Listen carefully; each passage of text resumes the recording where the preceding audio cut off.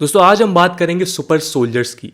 Recently Sputnik की एक report के मुताबिक चाइना पीएलएस के हान सोल्जर्स पे बायोलॉजिकल एक्सपेरिमेंट्स कर रहा है।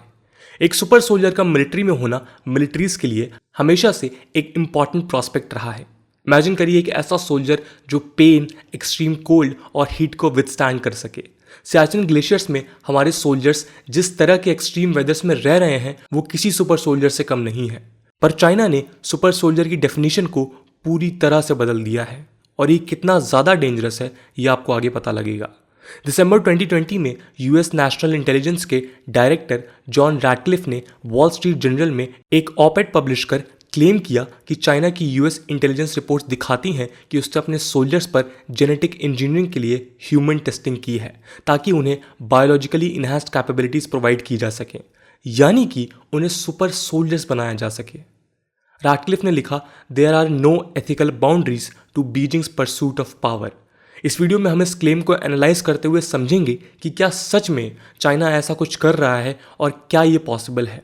इसके अलावा चाइना ऐसी इनह्यूमन एक्टिविटी करने वाला अकेला और पहला देश है या पहले भी किसी ने ऐसे करने की कोशिश की है। हम ये भी समझेंगे कि अगर चाइना ऐसा कुछ करता है तो उसके इंडिया के लिए क्या इम्प्लीकेशंस होंगे, स्पेशली तब जब सिनो इंडियन बॉर्डर पर आज आए दिन तनाव बढ़ता जा रहा है।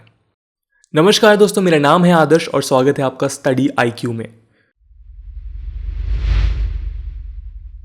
दोस्तों, मिलिट्री मॉडर्नाइजेशन और टेक्निकल इनोवेशंस सोल्जर्स की कैपेबिलिटीज को इंप्रूव करने के लिए कोई नई बात नहीं है।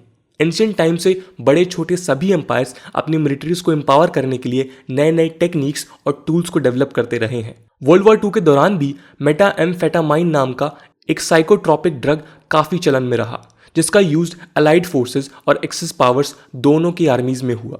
नाजीज में तो ये एक की मिलिट्री स्ट्रैटेजी थी। ये ड्रग सोल्जर्स में एनर्जी बूस्टर का काम करता था और उनकी अलर्टनेस को कई गुना बढ़ा देता था, लेकिन इसके कई नेगेटिव इफेक्ट्स के चलते इसे बाद में बैन कर दिया गया।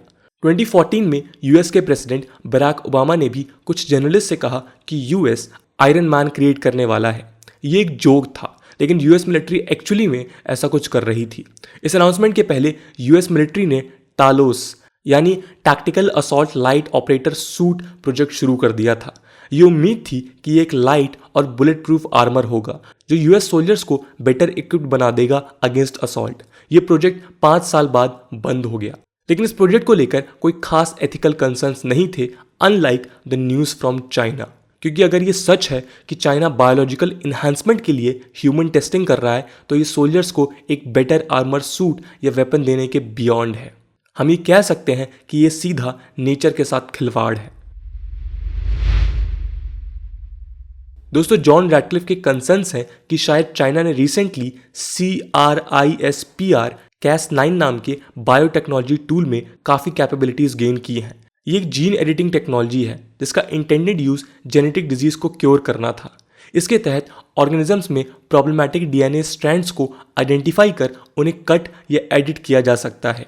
2020 में इस टेक्निक के लिए 2 बायोलॉजिस्ट इमैनुएल चारपेंटियर और जेनिफर डॉडना को नोबेल प्राइज़ भी मिला। खैर 2018 में ही चाइना बेस्ड रिसर्चर ही जियानकुई ने इसी टेक्निक को यूज़ कर 7 कपल्स के एम्ब्रियोस को DNA को एडिट किया था और उन्होंने ये भी दावा किया था कि उन्होंने दुनिया के 2 सबसे पहले जेनेटिकली एडिटेड बेबीज लुलू और नाना को क्रिएट किया है। इसकी चर्चा दुनिया भर में हुई और ये अचीवमेंट की तरह देखा गया, लेकिन बाद में जब ही जियानकुई की इस मेथड्स को स्टडी किया गया तो उसके एथिकल इम्प्लीकेशंस को लेकर मैसिव आउटरेज हुआ। किसी भी सिस्टमैटिक प्रोसेस और इम्पैक्ट स्टडी के बिना इस टेक्नोलॉजी का यूज़ काफ़ी डेंजरस हो सकता है और कैंसर जैसे डिजीजेस कॉज कर सकता है, ना सिर्फ इस जनरेशन के लिए बल्कि आने वाली कई जनरेशन्स के लिए। इसलिए आउटरीच के बाद चाइना ने ही जियानकुई को रिसर्च पोजीशन से रिमूव कर दिया और वहाँ के एक कोर्ट ने उन्हें 3 साल की सज़ा सुनाई। चाइनीज़ गवर्नमेंट ने ह्यूमन जीनोम रिलेटेड रेगुलेशंस लाने का भी दावा किया, लेकिन रैटक्लिफ के क्लेम्स ने चाइना में ह्यूमन जीनोम एडिटिंग को लेकर एक बार फिर कंट्रोवर्सी को जन्म दिया। पर वो पहले इंसान नहीं है जिन्होंने ये दावा किया है। पिछले साल रिसर्चर्स एल्सा कैनिया और विल्सन वॉर्डनिक ने डिफेंस 1 में भी ये क्लेम किया था कि People's Liberation Army CRISPR use कर सकता है और साथ ही वो बायोटेक्नोलॉजी को AI, सुपर कंप्यूटिंग और ब्रेन साइंसेस के साथ इंटरलिंक करने के प्रयास में भी है। उन्होंने ये भी क्लेम किया कि चाइना के स्ट्रैटेजिक डॉक्यूमेंट्स में बायोटेक्नोलॉजी एक प्रायोरिटी एरिया है। 2016 की चाइनीज रिपोर्ट के हिसाब से CRISPR Cas9 PLA के one of the 3 primary technologies में है जो ट्रूप्स के कॉम्बैट इफेक्टिवनेस को बूस्ट कर सकती है।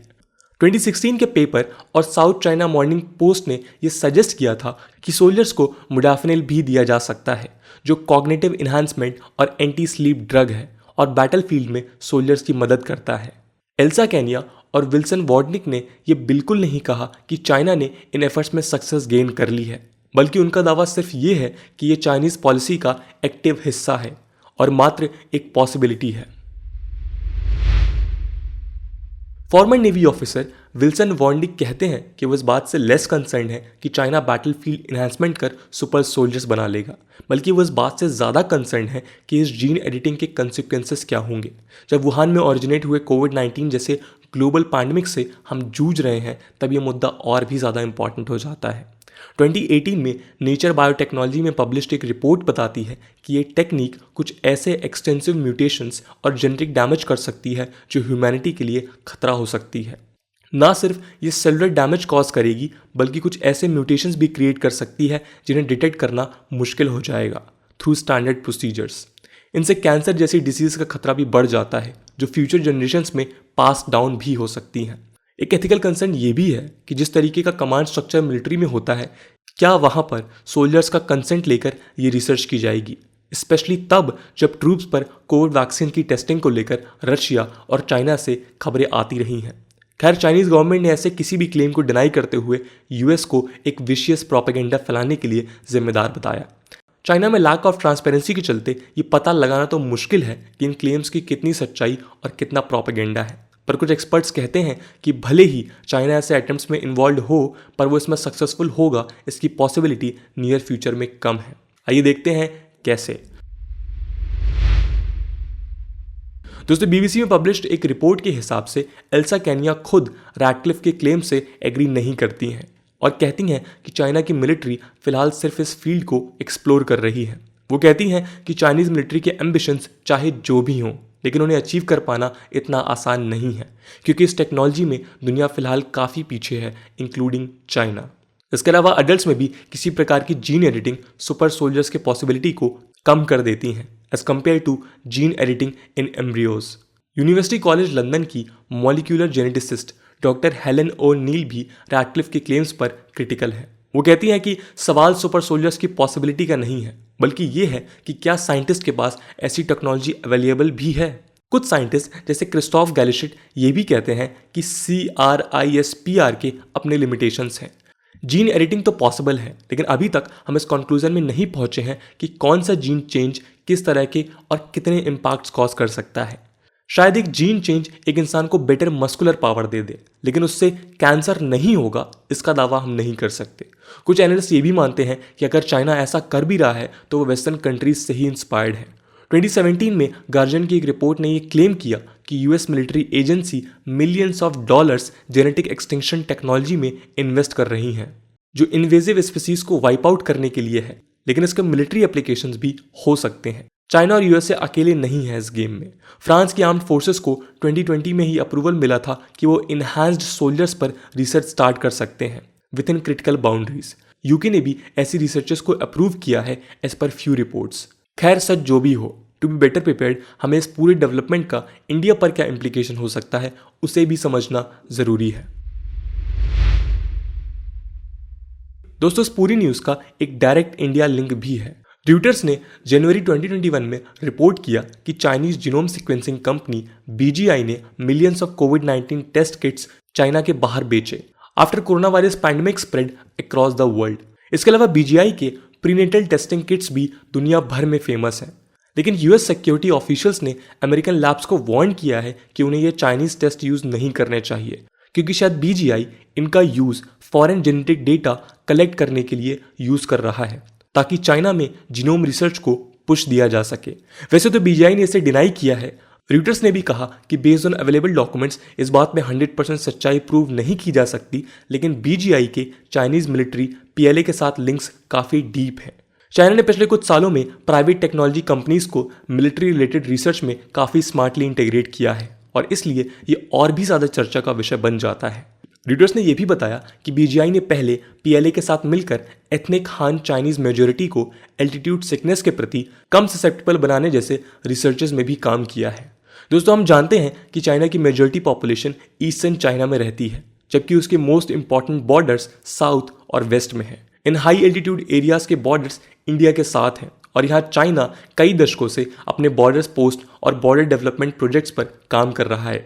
Recently the new Indian express ने रिपोर्ट किया कि चाइना एलएसी के अक्रॉस परमानेंट मिलिट्री स्ट्रक्चर्स भी बिल्ड कर रहा है।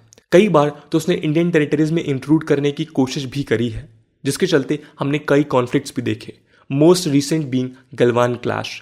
वैसे तो ये हाई एल्टीट्यूड एरिया चाइना को इंडिया के खिलाफ एक बेटर पोजीशन देता है टू फाइट, क्योंकि इंडियन साइड ऑफ बॉर्डर में स्टीप स्लोप्स हैं, जबकि चाइनीज साइड में स्लोप्स कम स्टीप हैं और ईजिली एक्सेसिबल है। लेकिन फिर भी चाइना के लिए यहाँ अपने बॉर्डर पोस्ट मेंटेन करना काफ़ी कॉस्टली है और इस रीजन में उसकी पॉपुलेशन भी सेटल होने से कतराती है due to high altitude sickness and related health problems. इसीलिए पीएलए ने इन प्रॉब्लम्स को एड्रेस करने के लिए एक रिसर्च कंडक्ट किया है, ऐसा कुछ सोर्सेज दावा करते हैं। इस कॉन्टेक्स्ट में जेनेटिक रिसर्च का मिलिट्री गेम इंडिया के लिए एक बड़ा नेशनल सिक्योरिटी कंसर्न है, जो ऑलरेडी एलएसी के अक्रॉस जियोग्राफिकल डिफिकल्टीज फेस कर रहा है।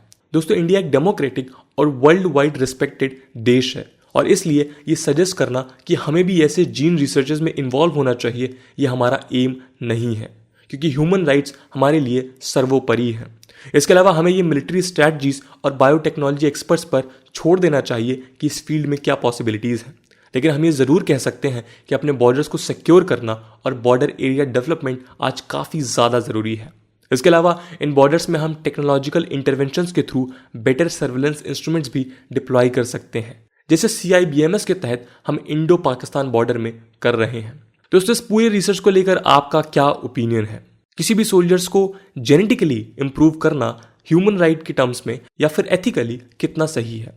कमेंट सेक्शन में ज़रूर बताइएगा। आज की वीडियो के लिए इतना ही। आई होप आपको वीडियो पसंद आई होगी और अगर पसंद आई है तो अपने दोस्तों के साथ शेयर करना मत भूलिएगा। हम मिलते हैं अगली वीडियो में, तब तक के लिए जय हिंद, जय भारत।